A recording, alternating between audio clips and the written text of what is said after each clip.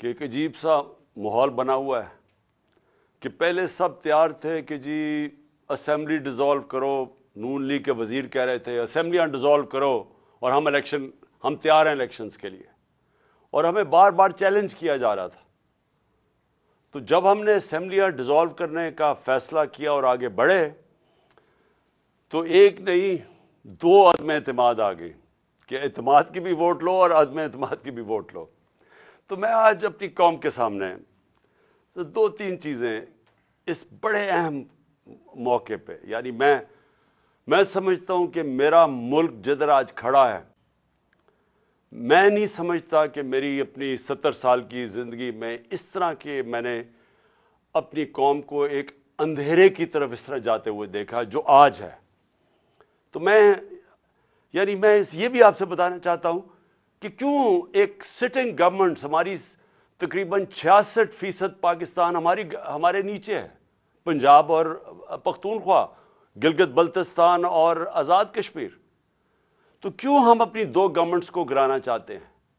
کون سی پاکستان کے اندر حکومت آئی ہے جو کہ اپنی گورنمنٹس کو ڈیزالو کرنا چاہتی ہے؟ یہ کیوں کر رہے ہیں ہم؟ کیا یہ ہم اپنی ذات کے لیے کر رہے ہیں؟ ہمیں تو فائدہ ہے.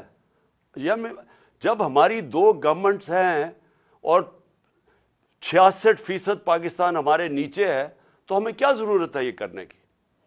تو میں سارے پاکستانیوں کو آج بتانا چاہتا ہوں کہ دیکھیں ہمارا ملک ایک دلدل میں پھنستا جا رہا ہے. میں ہر اس پاکستانی سے آج بات کر رہا ہوں جس نے اپنے پیسے ڈالرز باہر بھجوائے نہیں ہوئے, جس کے باہر بڑے بڑے محلات اور بینک اکاؤنٹس نہیں ہیں, جس نے یہاں سے منی لانڈرنگ کر کے پیسہ باہر نہیں بھجوایا. میں اس پاکستانی سے بات کر رہا ہوں جس کا جینا مرنا پاکستان میں ہے, جس نے پاکستان کے ساتھ اوپر جانا ہے اور پاکستان کے ساتھ ہی نیچے آنا ہے. میں ان سے آج بات کر رہا ہوں کہ دیکھیں جو ایک آدمی کے فیصلہ 8 مہینے پہلے ایک آدمی نے جو فیصلہ کیا, جو ظلم کیا اس ملک کے اوپر, کوئی دشمن نہیں کر سکتا تھا. ایک گورنمنٹ گرائی. میں یاد کرانا چاہتا ہوں ساری اپنی قوم کو کہ آپ کسی بھی گوگل کر لیں, پاکستان اکنامک سروے دیکھ لیں, کوئی بھی دیکھ لیں کہ جو گورنمنٹ گرائی گئی تھی وہ اس ملک کی تاریخ کے اندر سب سے زیادہ گروتھ ریٹ تھی, یعنی بڑھ رہی تھی, ترقی کر رہی تھی, دولت میں اضافہ ہو رہا تھا. 5.6% اور 6% تیسرے سال 5.7 اور چوتھے سال 6%.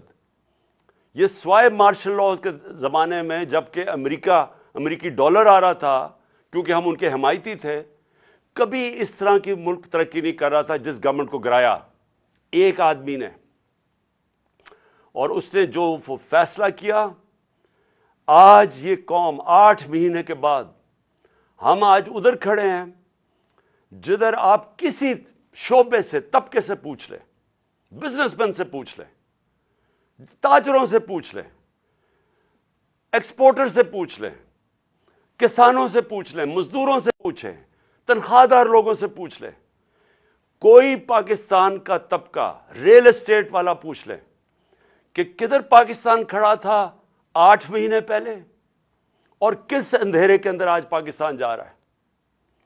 اور ہم کیوں اپنی گورنمنٹ کا سوچ رہے ہیں گرانے کا, اور کیوں ہم یہ ڈیزالو کرنے کا ہم نے کیوں فیصلہ کیا؟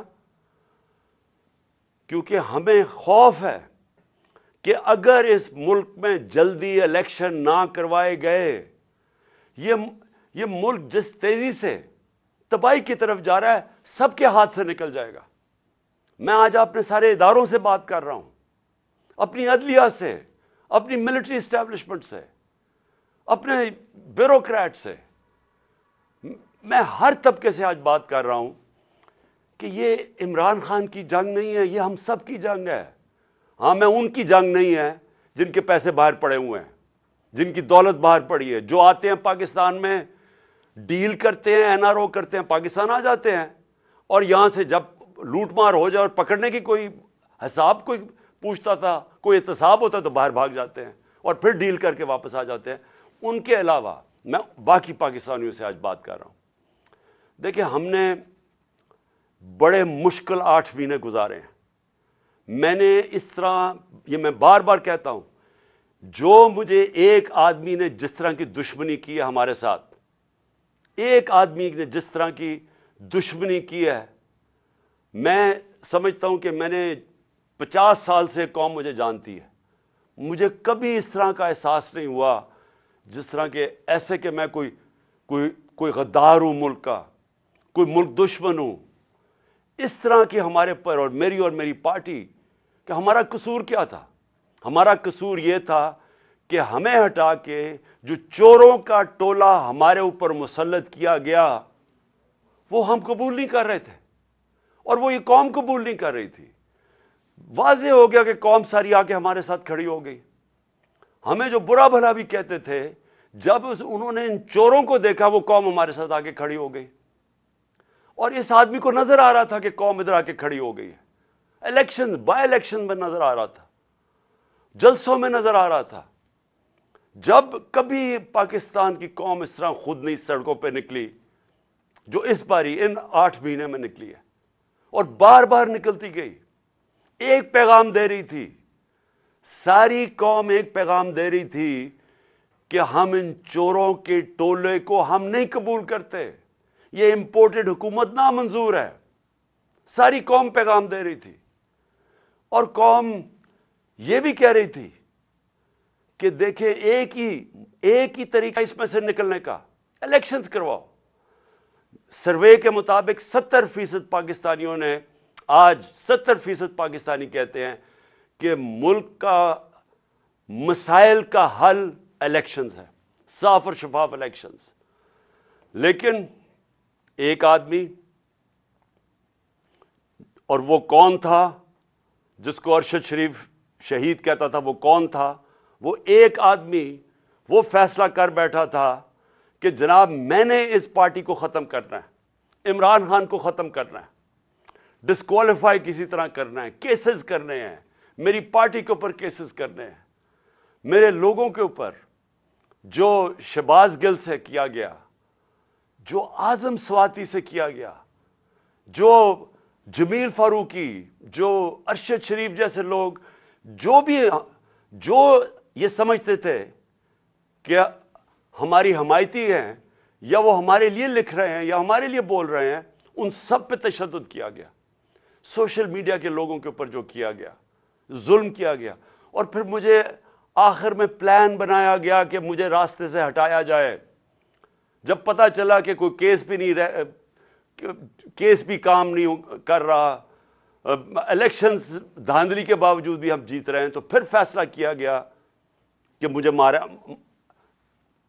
مار کے راستے سے ہٹایا جائے. تو میرے پاکستانیوں, آج جو ہمارا ملک جس طرف کھڑا ہے, میں آپ کو صرف آخر میں 2-3 چیزیں بتانا چاہتا ہوں. ایک کہ معیشت جدھر کھڑی ہے, پاکستان کی ایکسپورٹس گر رہی ہیں, ہمارے دور میں ریکارڈ تھی.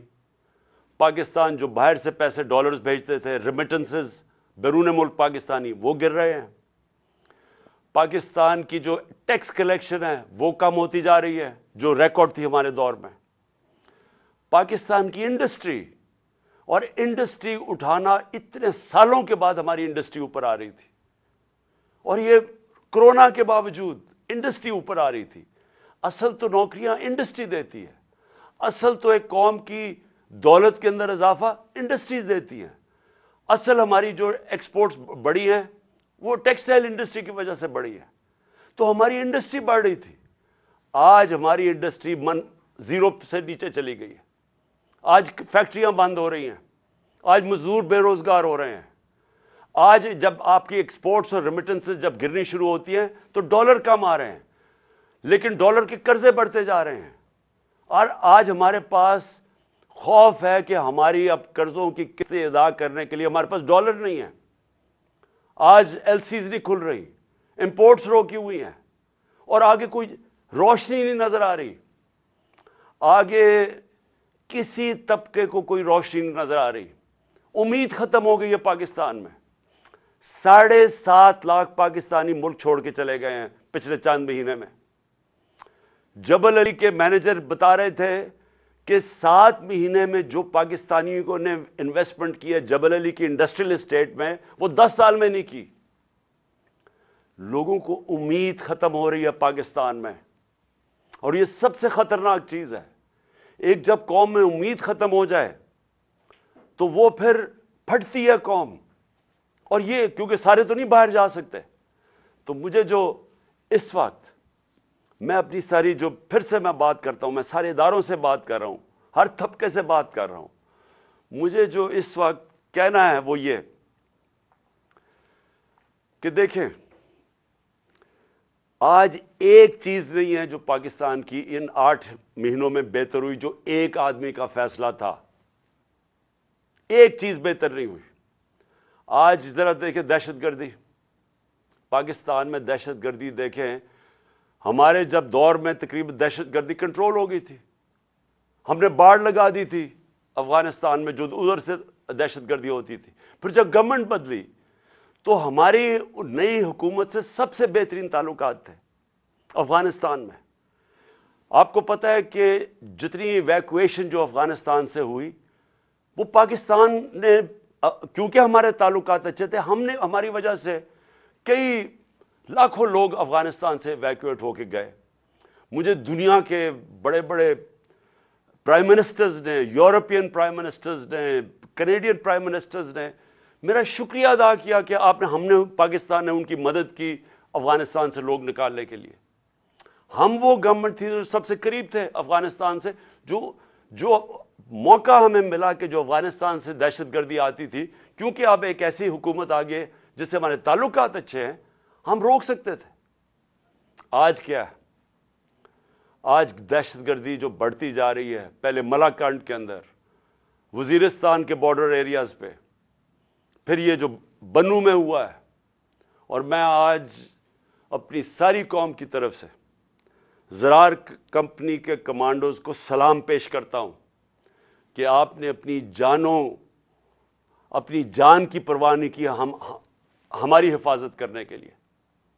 لیکن میں سوال یہ پوچھتا ہوں کہ کدھر ہے ہماری فارن پالیسی؟ جو فارن منسٹر بنایا گیا ہے وہ اب تک 2.25 ارب روپیہ خرچ کر چکے اپنے دوروں پہ. مجھے بتایا اس کا پاکستان کو کیا فائدہ ہوا؟ 2.25 ارب روپیہ خرچ کر چکے اور ابھی تک افغانستان نہیں گیا. ہمیں تو سب سے زیادہ ضرورت ہے کہ ہمارے افغانستان سے تعلقات ٹھیک ہوں، تاکہ یہ جو اب مسئلے مسائل آ رہے ہیں، ہماری دہشت گردی ہے، جتنے ہمارے اچھے تعلقات ہوں گے اتنی بہتر چانس ہے کہ ہم دہشت گردی کے اوپر قابو پا لیں. لیکن ہم تصویریں دیکھ رہے ہیں کہ اربوں روپیہ ہم نے جو خرچ کر کے باڑ بنائی تھی، جو فینس بنایا تھا بارڈر کے اوپر، وہ توڑا جا رہا ہے. تصویریں آ رہی ہیں کہ وہ باڑ ہی اکھیڑی جا رہی ہے. تو کدھر ہے ہماری فارن پالیسی؟ اور دوسری چیز میں یہ سوال پوچھنا چاہتا ہوں کہ آج ہمارے پاکستانیوں کو سب سے بڑا مسئلہ کیا ہے؟ کیا ہے سب سے بڑا مسئلہ؟ ایک دفعہ ہماری تحریک چلی تھی، تحریک پاکستان، ملک کو آزاد کرنے کے لیے. پھر ایک دفعہ اور ایک عوام کھڑی ہوئی تھی روٹی کپڑا مکان پہ، کہ عوام کا پہلی دفعہ کسی نے نام لیا تھا کہ ہاں عوام کے بھی مسئلے مسائل ہیں، نہیں تو امیر امیر ہوتا جا رہا تھا. تو یہ خوف تھا کہ عام لوگوں کے پاس فرق بڑھتا جا رہا ہے امیر غریب میں. آج ایک ہی مسئلہ ہے پاکستان کا، اور وہ ہے جس کو انگریزی میں کہتے ہیں رول آف لا، انصاف، قانون کی حکمرانی.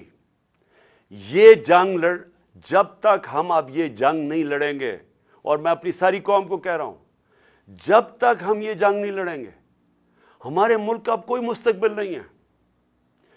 اللہ نے ہمارے اوپر ایک چیلنج دے دیا ہے کہ اگر تمہیں پاکستانیوں اپنے آپ کو بچانا ہے تو انصاف قائم کرو. اور انصاف کیا ہے؟ انصاف کا مطلب یہ ہے کہ قانون کے اوپر کوئی نہیں ہے.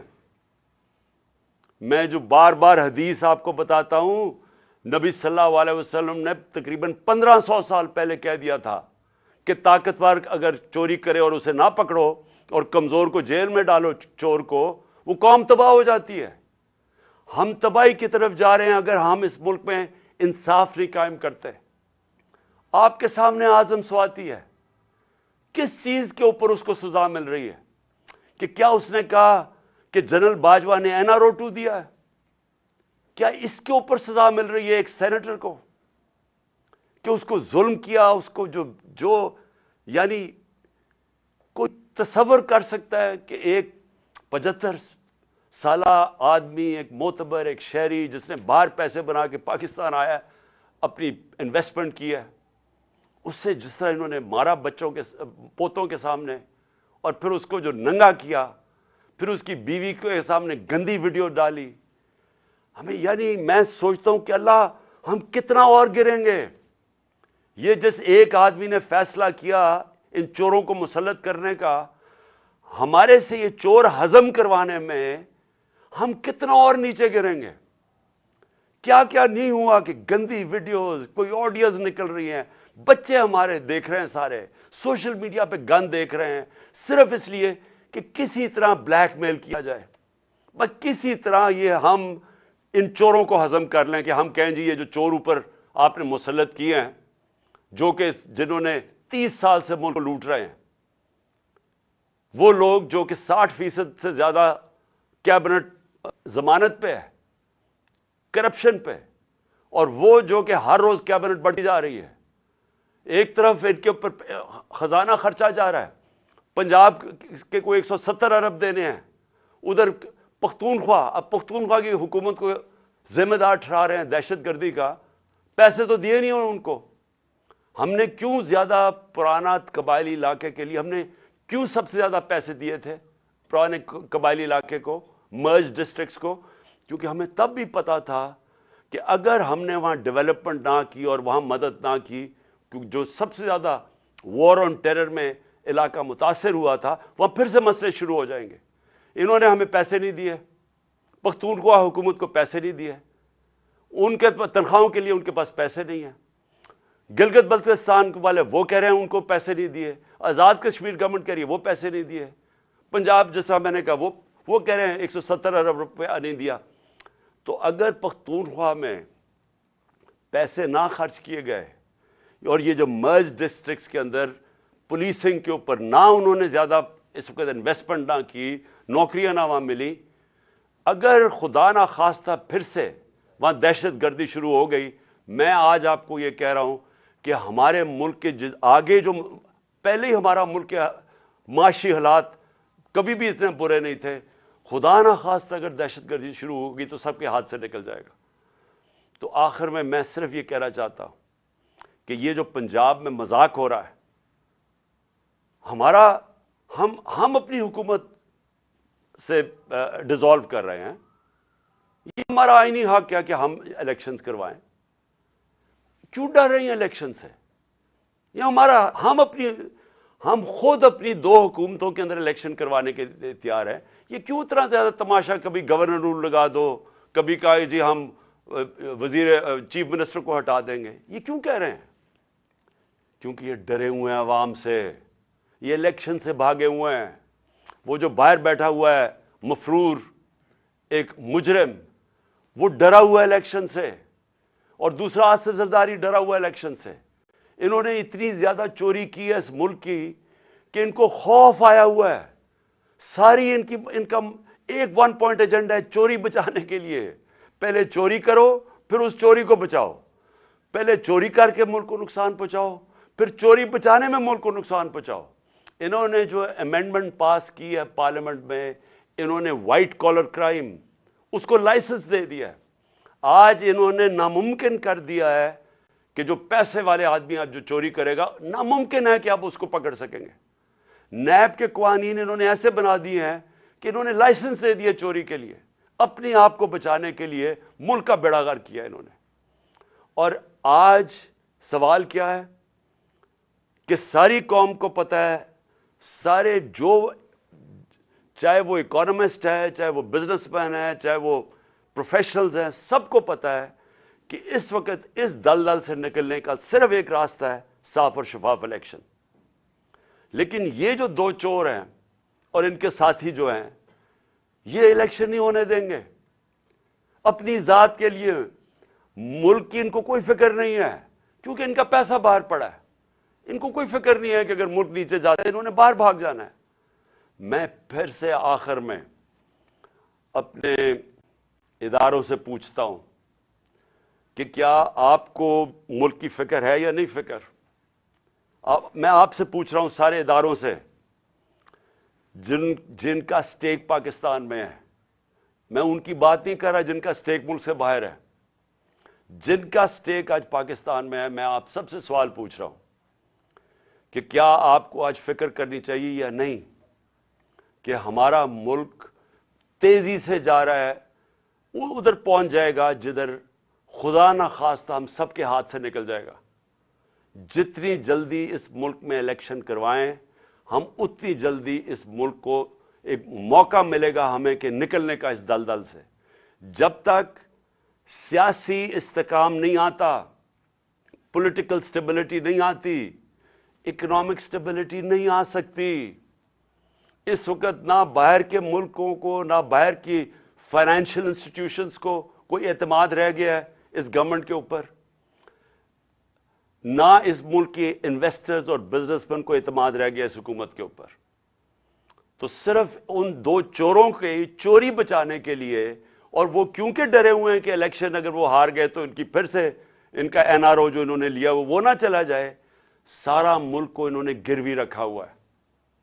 تو میں آج سارے پاکستانیوں کو اپیل کر رہا ہوں، یہ مسئلہ اس وقت نکلنے کا اس عذاب میں سے، اس دلدل میں سے صرف ایک ہے، صاف اور شفاف الیکشن. پاکستان زندہ باد.